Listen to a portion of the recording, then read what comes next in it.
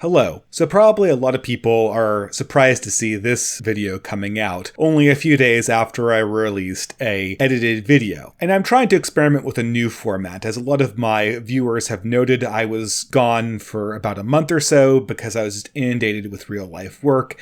And so I'm experimenting with a format that is much more casual, where I can just get an idea out there with minimal amount of editing, just to see if I can release content in a way that will really be minimally impactful to my real life. I'd really like to hear what people think about this new format, so let me know what you think in the comments. But with that said, on to the content. Now, this afternoon, the internet seems to be abuzz with the revelation that Laci Green, famed internet feminist and favorite lolcow of the anti-feminists, has taken the red pill. Now, Laci Green is famous for running a YouTube sex advice show, and this was later transitioned to MTV. More or less the same time, Laci Green transitioned from just offering sex advice to really taking up a hard feminist line in which she repeated most of the typical and ridiculous feminist talking points, which included the wage gap, rape culture, microaggressions, and what have you. And for a very long while, Laci Green was a favorite lolcow, or a favorite fool for a lot of the anti-SJW YouTube channels to make fun of. This is how a lot of people like Sargon of Akkad and the Honey Badgers really got most of their audience. And it spawned a variety of, frankly, derivative YouTube channels that make most of their bread and butter from simply mocking the latest crazy idea to be parroted from people who are feminists. Basically, they made their bread and butter on making fun of people like Laci Green or Laci Green herself. But now, after almost 3 years of this, after almost 3 years of parroting every feminist talking point, Laci Green has surprised the internet by coming out and transitioning her channel away from being purely ideologically feminist and towards a debate show that might feature anti-feminists. She's even relabeled herself from a movement feminist to a skeptic. Now I'm just looking on the internet and I can see people are just gobsmacked by this revelation. They can't believe what's happening. Laci Green, who's for so long been the center of this entire industry of making fun of the crazy ideas that come from popular feminist YouTube channels, now has transitioned to a position that's, well, frankly, almost reasonable. Now, for people like myself who've lived through the 90s and remember this was more or less to be expected. But a lot of people thought that this current crop of feminists were different. These were the people who were dyed in the wool. These were the real ideologues, and they were going to go to the mat for their ideas. And a lot of people, I think, expected characters like Laci Green to sort of stay wacky their entire careers, no matter which way the political winds blew. And I think a lot of them built their YouTube channels around that assumption. And as I look on Twitter and YouTube, I can see all these people high-fiving themselves and patting themselves on the back. And this is the end of feminism. We finally defeated the many-headed Gorgon. And this is the high water mark, and it's all going to go into recession from here. And this is the triumph of the anti-SJW community. And I see this and I shrug my shoulders, because I don't think anything could be further from the truth. And really 2 points. So, point number 1 is, I think they are, in some sense, right. This is indicative of a turning point in the culture generally. Feminism seems to be realizing that it's overextended itself. It's become a laughingstock for a lot of people. A lot of people are very annoyed at it, and it's slowly entering into a phase of remission, where it retracts back into the academy and regroups. Now, I think in the wake of this retraction, we're going to see a lot of the popular figures sort of take more moderate positions. They're going to adjust their own output, they're going to adjust their own image, their own optics, and they're going to come out as people who are altogether reasonable and not enthralled to any of that radical stuff that was really popular between 2012 and 2017. This, I think, is a very accurate assessment of what's going on. But I think a lot of the celebration is misplaced, because the people who are retracting and repositioning themselves, these people aren't ideas people. Laci Green and the rest of the people who were spouting the stuff and comprise a lot of the fools and the lolcows that people love to mock on YouTube, these weren't people who were perusing the forbidden tomes of feminist knowledge and bringing the ideas to the masses.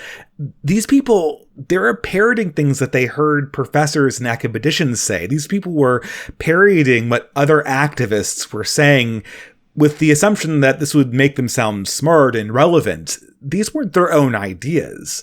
And at the end of the day, they don't really care about these ideas. This is just something that they're trying on like a hat or a lifestyle.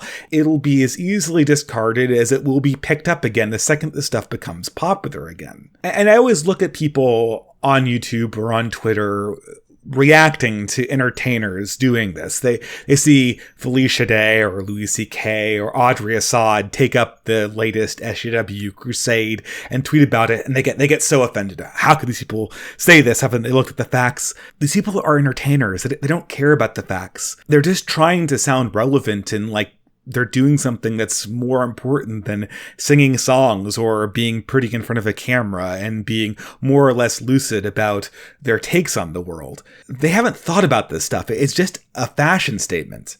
And when you look at the majority of the people who are repeating these talking points and these crazy feminist ideas like a rape culture, all they are is just entertainers regurgitating stuff that was sort of tried and created in academia and whose ideas they don't really understand even if they're pressed on them. And it's funny because most of the Anti-SJW YouTube is based on refuting people in an idea space, making refutations of people who don't even understand the ideas well enough to defend them. Which creates an additional problem, because if Laci Green's transition away to being more moderate is something that's indicative of a larger trend, which I think it is, this signifies potentially the end of the anti-SJW and anti-feminist YouTube communities.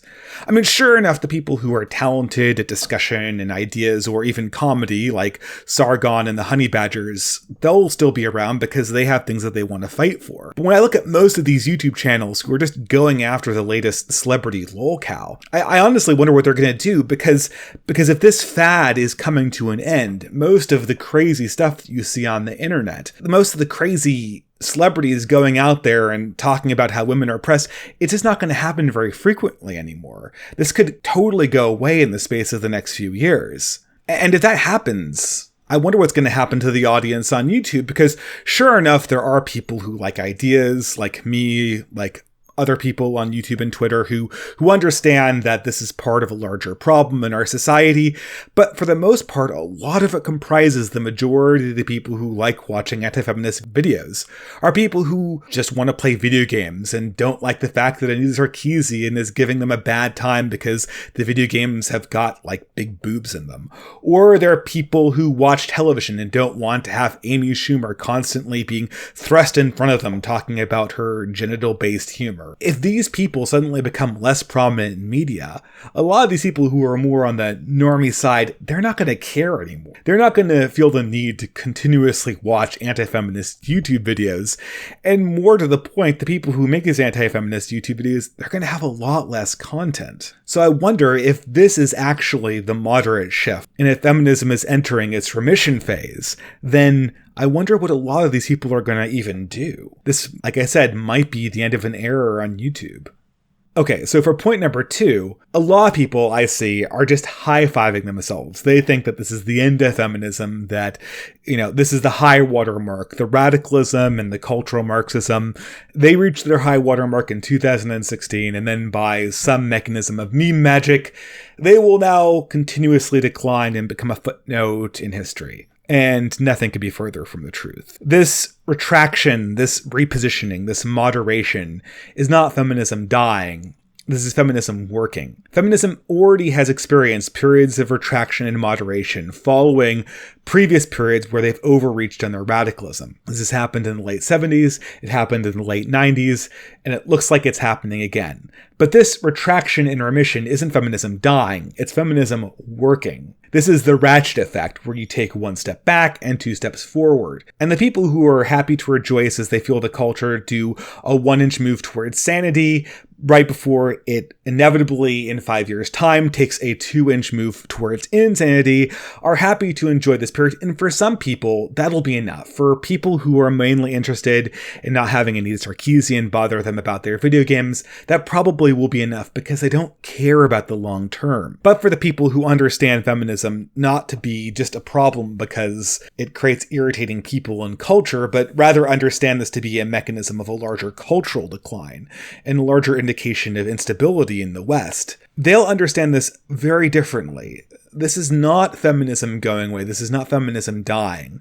This is simply a transition into a new phase, and a transition to a phase that makes the job of the people who want to oppose the, frankly, Marxist forces that push this into the culture much more difficult. And I think people like Sargon and Crouten T realize this, and I hope they'll be able to transition their own channels to confront this new reality, if indeed what we are seeing is a further moderation of feminism, and indeed the entire left. If the YouTube anti-SJW community wants to be something more than just a peanut gallery for the complaints of people who are consumers of popular culture, if they actually want to push back against these forces, they're going to have to start getting a lot more thoughtful, a lot more intelligent, and they're going to have to start looking at the ideas. They're going to have to actually start striking at the root if they want to stop this from being anything but just the ratchet effect generation 3.0. Because the ratchet is coming, and for the people who just want to laugh at the silly feminists, I'm sure there always will be an audience for that.